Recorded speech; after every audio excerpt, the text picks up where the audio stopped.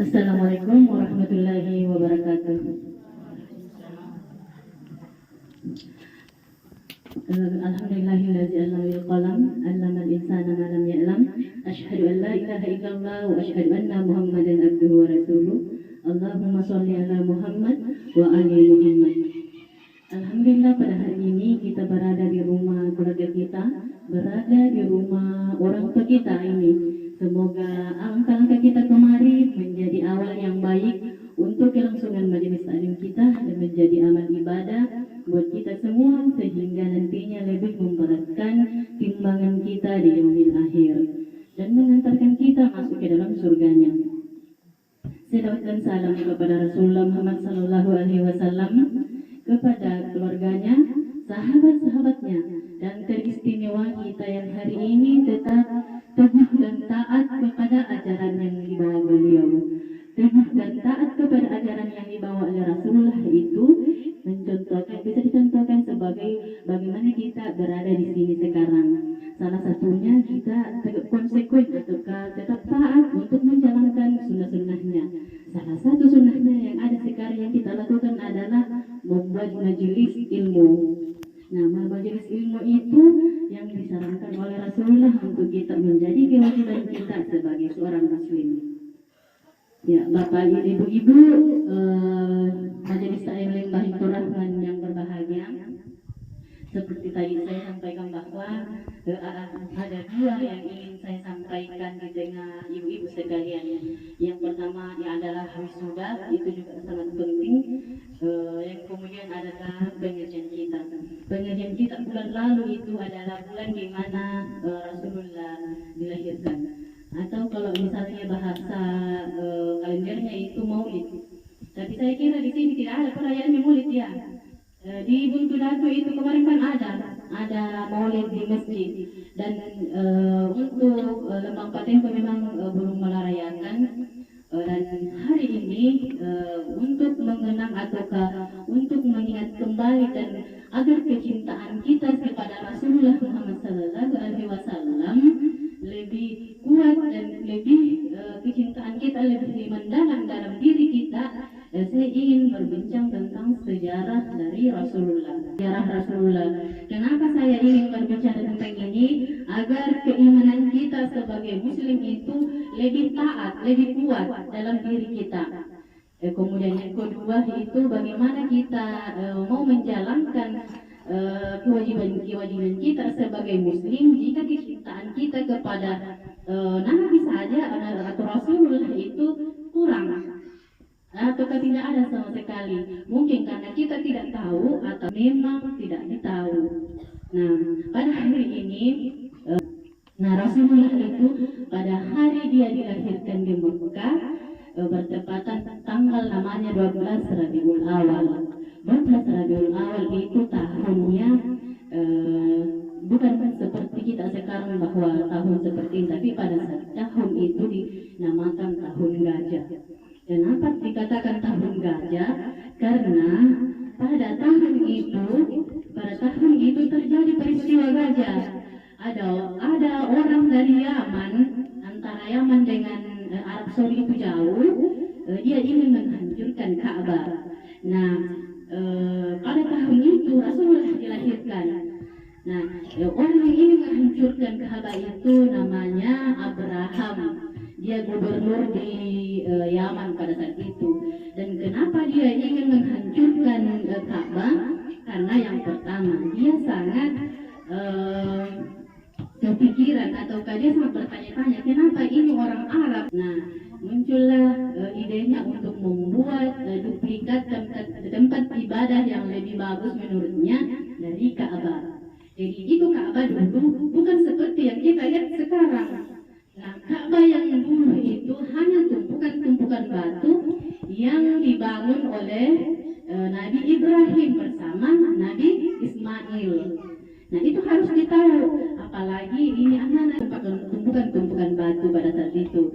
Nah, di sana di dalam tapi memang sudah ada tempatnya seperti kubus. Nah, di dalamnya itu karena jarak antara Nabi Isa dengan Nabi Muhammad itu cukup jauh, dan Nabi Ibrahim dan nabi-nabi lainnya itu cukup jauh, sehingga masalahnya itu yang menjadikan banyak.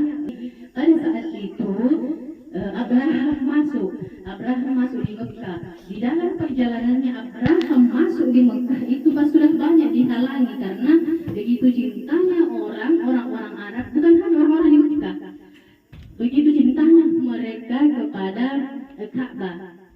Mereka sangat cinta kepada Ka'bah, mereka sangat menghargai dan menghormati. Dan yang menjadi pemimpin pada saat itu di Mekah namanya Abdul Muthalib.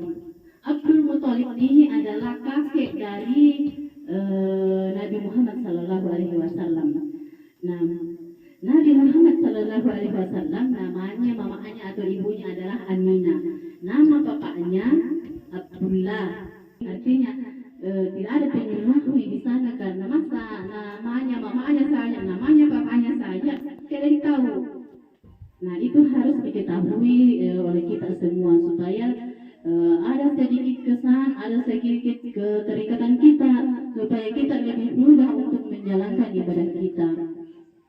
Nah, terkait itu tadi Rasulullah lahir tidak ada memang bapaknya, meninggal memang bapaknya, yaitu. Nah, kemudian bahwa peristiwa lahirnya Nabi Muhammad itu banyak kejadian alam yang luar biasa. Yang pertama, di sana ada namanya agama Majusi. Agama Majusi itu adalah agama yang menyembah api. Nah, pada saat lahirnya Nabi Muhammad SAW, api yang mulai dari awalnya ada beribu-ribu tahun katanya sudah ada pada saat Rasulullah lahir, Adam mati gitu api. Nah, bertanya ini mereka kenapa seperti ini. Nah, kemudian itu terangnya alam semesta, dan yang membuat Abdul Muthalib kakeknya yang menjaga mamanya yang menjaga mamanya Nabi Rasulullah sudah lahir pada saat dia melihat cahaya di atas langit. Nah, karena Rasulullah ini Rasul sendiri dan dia ingin melahirkan dan tidak ada bantuan sama sekali, tidak ada orang samping kanan kirinya, Allah mengutus 4 perempuan hebat. Yang pertama, Siti Hawa. Siapa Siti Hawa? Istrinya Nabi Adam. Jadi yang mendampingi kelahiran Aminah pada saat lahirnya Rasulullah yang pertama, Hawa, istrinya Nabi Adam. Kemudian istrinya Sarah, istrinya Nabi Ibrahim alaihissalam. Kemudian yang ketiga, Asia. Kemudian itu Maryam, mamanya Nabi Isa alaihissalam. Jadi 4 memang orang hebat yang membantu kelahirannya Rasulullah Muhammad Sallallahu Alaihi Wasallam. Jadi bisa ada beban sakit yang kemudian tidak terasa dengan bantuan dari orang lain. Nah, itu yang dirasa oleh Aminah, ibu dari Rasulullah Muhammad Sallallahu Alaihi Wasallam. Nah, saya kembali lagi di jalan karena itu salah satunya adalah binatang ternak Abdul Muthalib. Nah, kemudian bahwa semua orang Quraisy lagi kenapa kemudian ini Abdul Muthalib sebagai pimpinan orang yang ada di Ka'bah tidak meminta untuk mundur.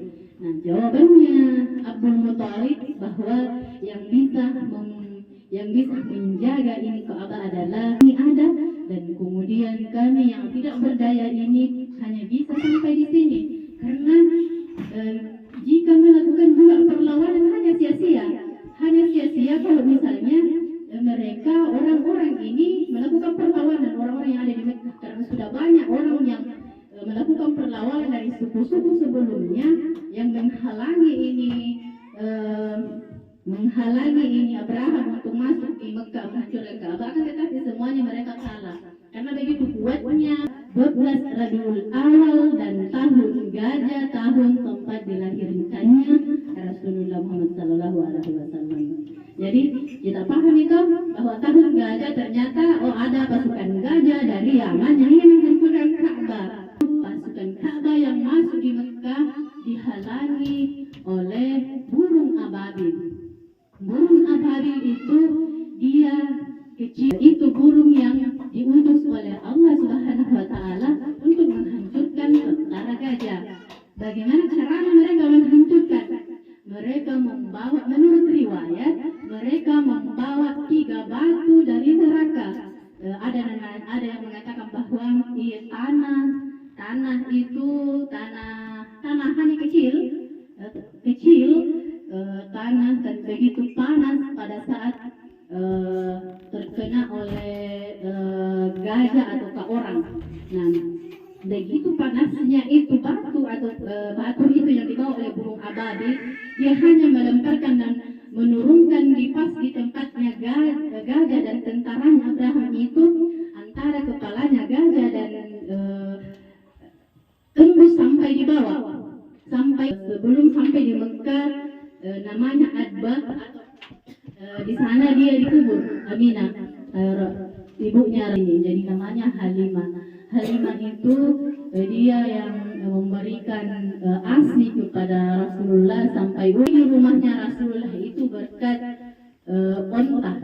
ontanya Halimah yang datang langsung ke rumahnya Halimah. Nah, ontanya ini sebenarnya sudah sangat kurus, sudah lecet, banyak luka-lukanya. Akan tetapi berkat karena mobil dijual, mereka Halimah ini sudah tidak mendapat anak yang bisa disusui, yang bisa dibawa ke kampungnya untuk disusui. Jadi hanya satu-satunya cara untuk bisa kembali ke kampungnya itu, dan dengan kemudian dikembalikan ke orang tuanya. Nah, pada saat di rumah atau di rumahnya Halimah Sa'diyah bersama teman-temannya ini, pertama dibelah dadahnya Rasulullah itu dan dibersihkan. Ada malaikat Jibril yang datang membersihkan hatinya Rasulullah, karena ujung dari sebuah kebaikan dan keburukan itu ada dari hati kita. Dan di sana dibelah dadahnya, dan pada saat itu ada teman sepermainannya yang datang dan melihat, dan ini dilaporkan ke Aminah. Baru umur 2 tahun, Rasulullah itu 2 kali dibelah dadahnya. Yang pertama pada saat dia masih kecil. Nah, yang kedua itu pada saat dia mau Isra Miraj, antara sebelum dia naik ke langit bertemu kepada Tuhan, dibelah dulu dadanya, masih tetap dengan air Zam-Zam yang dipakai untuk mensucikan. Bagaimana caranya kita cinta kepada Rasulullah SAW jika sejarahnya mamanya, bapaknya saja kita tidak tahu, kakeknya siapa yang pelihara Rasulullah waktu masa kecil, siapa yang memberikan nama Muhammad pada Rasulullah, pada cara perjuangan Rasulullah dan sejarah lahirnya Rasulullah. Kecintaan kita kepada Rasulullah sedikit demi sedikit bisa mendekat ke diri kita. Nah, bagaimana kemudian yang ada sekarang? Sering aku bilang di setiap kita bertemu di pengajian bahwa bentuk kecintaan kita kepada Rasulullah, kenapa Rasulullah itu setiap hari Senin itu langsung kita lihat, mungkin akan ada hikmah yang akan kita dapat dari semuanya. Jadi mari kita untuk sering-sering berselawat kepada Rasulullah. Dengan berselawat kepada Rasulullah, kecintaan kita kepadanya dan menjadikan kita insya Allah mendapat syafaat dari beliau. Syafaat, sering saya bilang bahwa syafaat itu adalah pertolongan terakhir yang akan kita dapat di yaumil akhir, di mana pada saat itu sudah tidak ada tempat yang tidak ada yang bisa memberikan pertolongan selain dari Rasulullah. Nah, dengan kita berselawat kepada Rasulullah akan memberikan kita peluang besar kepada kita untuk mendapat syafaat. Ambaina dikam jomi inaraka, jomi sangat itu mau aja tamen kama neraka. Akan tetapi ada syafaat dari Rasulullah, kita kembali ke dalam surga. Bukan hanya ada itu kejadiannya. Jadi macet di sana. Oh ya, tidak apa-apa kalau misalnya kita mau ke sini. Berapa jamaah di sana? Di banyak kalau di sana tapi tidak Palembang di situ. Tiga Ya di lembang. Telogor. Jadi itu yang sudah macet. Kejadiannya. Semuanya nih karena di Mumbai juga tidak ada nih. Mungkin. Oh iya, fotokopi kalau di sana, nah itu nih bagi-bagi. Karena memang sedikit itu fotokopi kemarin dan Menko di Lombok Borangin. Ya saya kira itu untuk hari ini. Siapa tahu ada yang ingin bertanya tentang wisuda kah? Saya kira itu dari saya. Dan saya akhiri dengan ucapan billahi taufiq wal hidayah. Dan terima kasih kepada kita semua yang sudah berkenan hadir pada hari ini. Dan mohon maaf jika ada hal yang tidak berkenan di hati ibu-ibu sekalian. Billahi taufiq wal hidayah. Assalamualaikum warahmatullahi wabarakatuh.